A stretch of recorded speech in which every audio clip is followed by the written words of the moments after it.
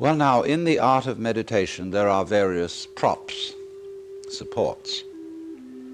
One thing that we are going to use as a means of stilling chatter in the mind is pure sound.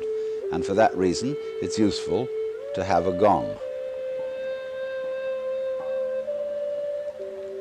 This is a Japanese Buddhist gong made of bronze and shaped like a bowl. Or you can use your own voice, chanting. Another prop in meditation is the use of incense. And that is because the sense of smell is our repressed sense. And because it's our repressed sense, it has a very powerful influence on us. And therefore we associate certain smells with certain states of mind. And so the smell of incense is associated with peace and contemplation. And so it's advantageous to burn incense in meditation. The other prop is a string of beads. And these beads are used in meditation for an unconscious method of timing yourself. Instead of looking at a watch, you move a bead each time you breathe in and out, so that at a certain rate, you see there are always 108 beads on a rosary. And when you get to slow breathing, halfway around the rosary is about 40 minutes. And that is the usual length of time for which one sits in meditation, because otherwise you get uncomfortable and you get stiff legs and problems of that kind. Now then, the other thing, first of all, that we have to go into is how does one sit in meditation? You can sit any way you want. You can sit in a chair, or you can sit like I'm sitting, which is the Japanese way of sitting, or you can sit in the lotus posture, which is more difficult, which is cross-legged, with the feet on the thighs, soles upwards. And the younger you start that in life, the easier you'll find it to do. Or you can just sit cross-legged on a raised cushion above the floor. Now the point of this is that if you keep your back erect, I don't mean stiff like this, nor slumped like this, but just easily erect, you are centered and easily balanced, and you have a feeling of being thoroughly rooted to the ground. And that sort of physical stability is very important for the avoidance of distraction and generally feeling settled. Here and now, j'y suis, j'y reste, as the French say. I'm here and I'm going to stay. Well now, the easiest way to get into the meditative state is to begin by listening. If you simply close your eyes and allow yourself to hear all the sounds that are going on around you, just listen to the general hum and buzz of the world as if you were listening to music. Don't try to identify the sounds you're hearing. Don't put names on them. Simply allow them to play with your eardrums. And let them go. In other words, you could put it, let your ears hear whatever they want to hear. Don't judge the sounds. There are no, as it were, proper sounds or improper sounds, and it doesn't matter if somebody coughs or sneezes or drops something. It's all just sound. And if I am talking to you right now and you're doing this, I want you to listen to the sound of my voice just as if it were noise. Don't try to make any sense out of what I'm saying, because your brain will take care of that automatically. You don't have to try to understand anything. Just listen to the sound. As you pursue that experiment, you will very naturally find that you can't help naming sounds, identifying them, that you will go on thinking, that is to say, talking to yourself inside your head automatically. But it's important that you don't try to repress those thoughts by forcing them out of your mind, because that will have precisely the same effect as if you were trying to smooth rough water with a flat iron. You're just going to disturb it all the more. What you do is this. As you hear sounds coming up in your head, thoughts, you simply listen to them as part of the general noise going on, just as you would be listening to the sound of my voice, or just as you would be listening to cars going by or to birds chattering outside the window. So look at your own thoughts as just noises. And soon you will find that the so-called outside world and the so-called inside world come together. They are a happening. Your thoughts are a happening, just like the sounds going on outside. And everything is simply a happening, and all you're doing is watching it. Now, in this process, another thing that is happening that is very important is that you're breathing. And as you start meditation, you allow your breath to run just as it wills. In other words, don't do at first any breathing exercise, but just watch your breath breathing the way it wants to breathe. And notice a curious thing about this. You say in the ordinary way, I breathe, because you feel that breathing is something that you are doing voluntarily, just in the same way as you might be walking or talking. But you will also notice that when you are not thinking about breathing, your breathing goes on just the same. So the curious thing about breath is that it can be looked at both as a voluntary and an involuntary action. You can feel on the one hand, I am doing it, and on the other hand, it is happening to me. And that is why breathing is a most important part of meditation, because it is going to show you, as you become aware of your breath, that the hard and fast division that we make between what we do on the one hand and what happens to us on the other is arbitrary. So that as you watch your breathing, you will become aware that both the voluntary and the involuntary aspects of your experience are all one happening. Now that may at first seem a little scary, because you may think, well, am I just the puppet of a happening, the mere passive witness of something that's going on completely beyond my control? Or on the other hand, am I really doing everything that's going along? Well, if I were, I should be God. And that would be very embarrassing, because I would be in charge of everything. That would be a terribly responsible position. The truth of the matter, as you will see it, is that both things are true. You can see it that everything is happening to you, and on the other hand, you're doing everything. For example, it's your eyes that are turning the sun into light. It's the nerve ends in your skin that are turning electric vibrations in the air into heat and temperature.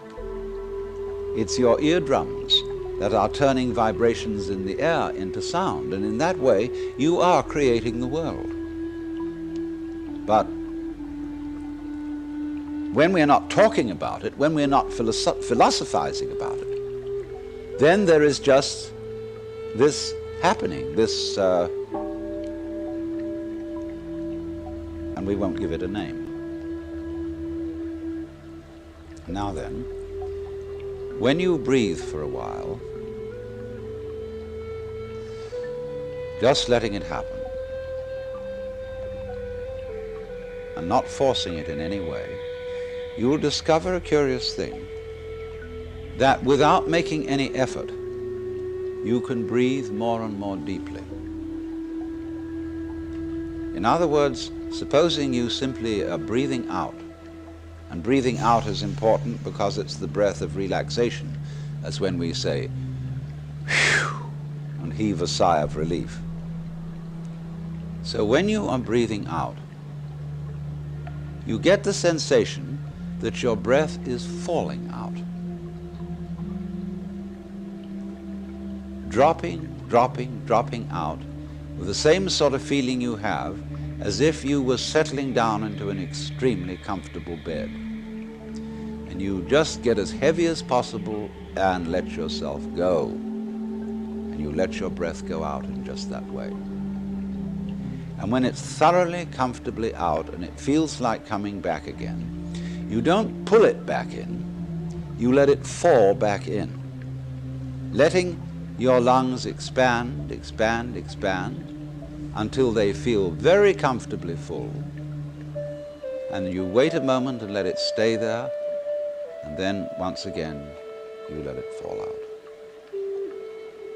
And so in this way you will discover that your breath gets quite naturally easier and easier, and slower and slower, and more powerful. So that with these various aids, listening to sound, listening to your own interior feelings and thoughts, just as if they were something going on, not something you're doing, but just happenings, and watching your breath as a happening that is neither voluntary nor involuntary. You are simply aware of these basic sensations. Then you begin to be in the state of meditation. But don't hurry anything. Don't worry about the future. Don't worry about what progress you're making. Just be entirely content to be aware of what is. Don't be terribly selective, particular, say, I should think of this and not of that. Just watch whatever is happening. Now then, to make this somewhat easier, to have the mind free from discursive verbal thinking, sound or chanted sound is extremely useful. If you, for example, simply listen to the gong,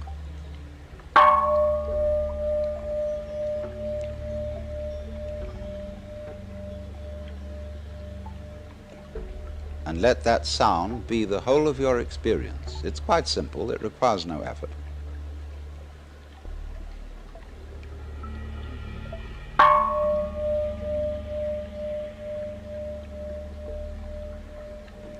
And then along with that, especially if you don't have a gong, we can use what are called in the Sanskrit language mantra. Mantra are chanted sounds which are used not so much for their meaning as for the simple tone. And they go along with that easy kind of slow breath. One of the basic mantras is, of course, the sound Om. That sound is used because if you spell it out, A-U-M, it runs from the back of your throat to your lips, and therefore it contains the whole range of the voice. And for that reason, it represents the total energy of the universe. This word is called the pranava, the name for the ultimate reality, for the which, than which there is no witcher. And so, in this way then, if you chant it,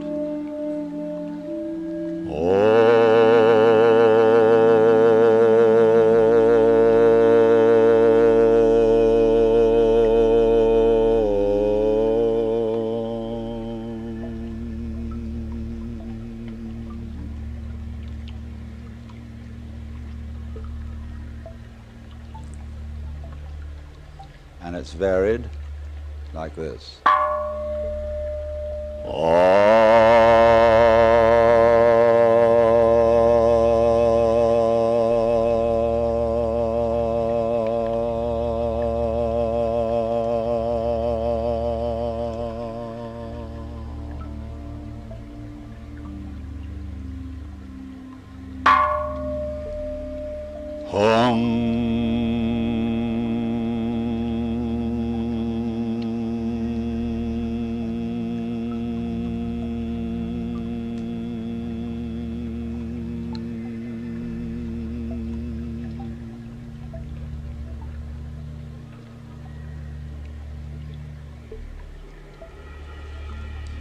And you can keep that up for quite a long time, and eventually you will find, as you go on chanting, that the words of the chant will simply have become pure sound. And you won't be thinking about it. You won't have any images about the sound going on in your mind. You will simply become completely absorbed in sound, and therefore you will find yourself living in an eternal now in which there is no past and there is no future and there is no thing called difference between what you are as knower and what you are as the known, between yourself and the world of nature outside you. It all becomes one doing, one happening. Now, in addition to those slow-moving chants, you may find it, according to your temperament, easier to do a fast-moving one. These have a sort of rhythm to them that is absorbing. Say, a chant that many of you have heard that goes, Hare Krishna, Hare Krishna, Krishna Krishna, Hare Hare, Hare Krishna, Hare Krishna, Krishna Krishna, Hare Hare, Hare Rama, Hare Rama, Rama Rama, Hare Hare, Hare Krishna, Hare Krishna, Krishna Krishna, Hare Hare, Hare Rama, Hare Rama, Rama Rama, Hare Hare. And it doesn't matter what it means. Actually, Krishna and Rama are the names of Hindu divinities. But that's not the point. The point is just to get with that thing that is running, running, running. Hare Krishna, Hare Krishna, Krishna Krishna, Hare Hare, and so on. And if you're a Christian or a Jew and you feel more inclined to use a meditation word that is more congenial to you, you can use, say, Alleluia, Alleluia,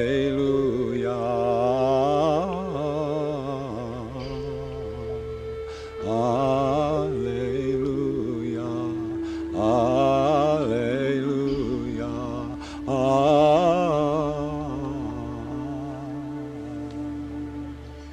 Or if you're a Mohammedan, you can use the Allah, the name of God. They have a way of doing it, you know, which gets very exciting. As Allah, Allah, Allah, Allah, Allah, Allah, Allah, Allah, Allah, Allah, Allah, Allah,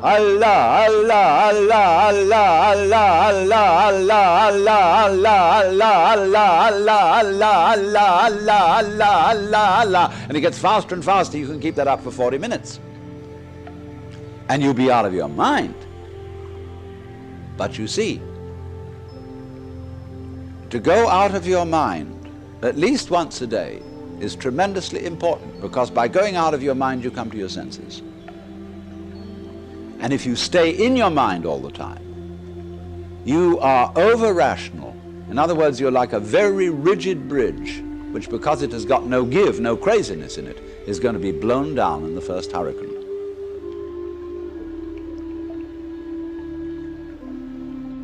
Just as you've been letting vibrations in the air play with your ears, let your lungs breathe as they will. Don't as yet attempt any breathing exercise. Don't force anything. Simply allow breathing.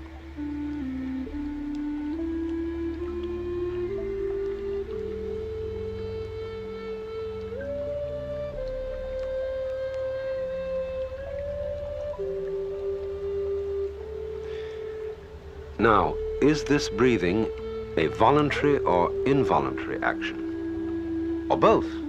Or neither? Just feel it without taking sides, without words.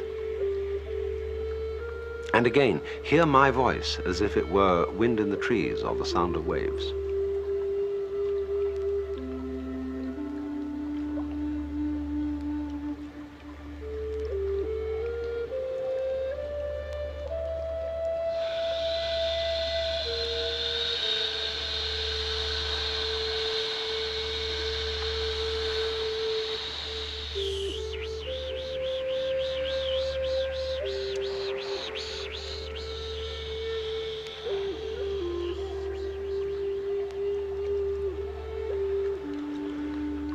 Most of us are short of breath. We never really empty our lungs. But to make a long, complete out-breath, you mustn't force it. Imagine there's a large ball of lead inside your neck, and allow it to fall slowly through your body to the floor, pushing and easing the breath out as it drops. Ease the breath out just as you settle and sink down comfortably into a bed. And when the ball reaches the floor, let it drop away as if to the center of the earth.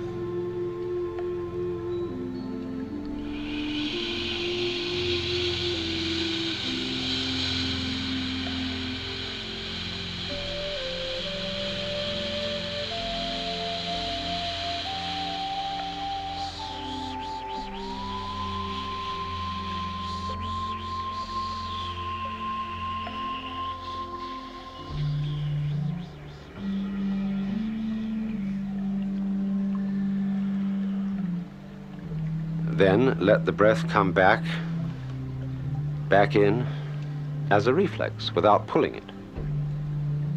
And then imagine another ball of lead in the neck. And again, let it fall out, long and easy.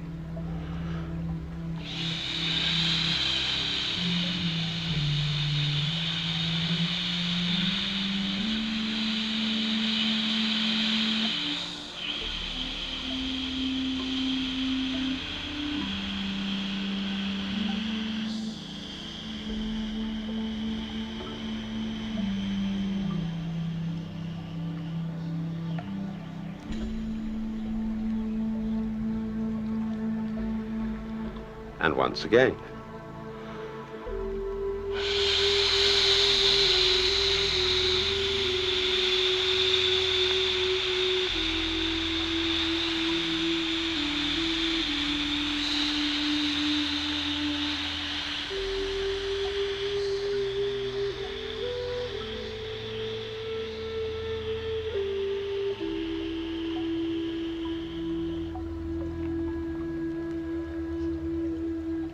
Now, do you see what's happening? You are generating a great deal of energy without trying or forcing. Two things seem to be happening at once. First, the outflow of breath is simply falling, happening all by itself. Second, it's under perfect control. So from this practice, you learn to experience, to realize that what happens to you and what you do are one and the same process. There is no real separation between one thing called you and another quite different thing called the universe. When you stop talking and naming, they're quite obviously one. So again, let your breath fall easily out.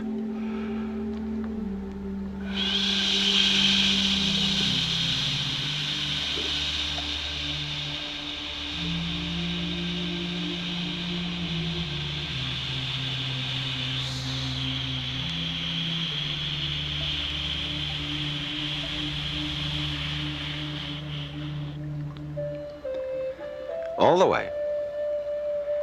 Let it come back on its own, and then out again.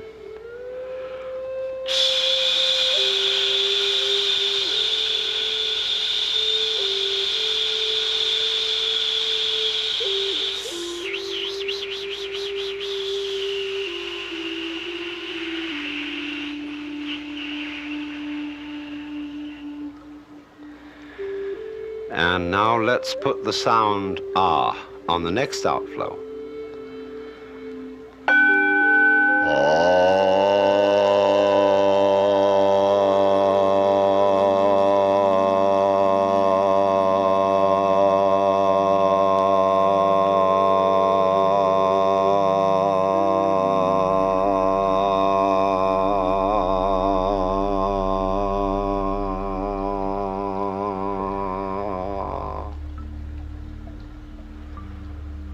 And again, so that you have nothing in mind but